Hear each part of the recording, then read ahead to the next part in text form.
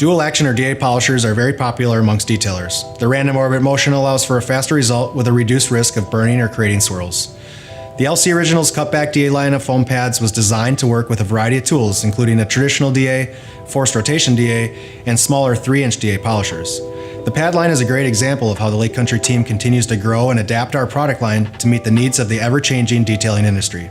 As new tools are introduced, we've added a new premium LC pad line to allow for top performance.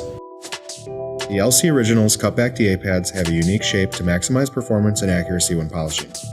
The Cutback DA pads also are shaped to have the loop or backing smaller, offering protection and allowing for easily centering the backing blade.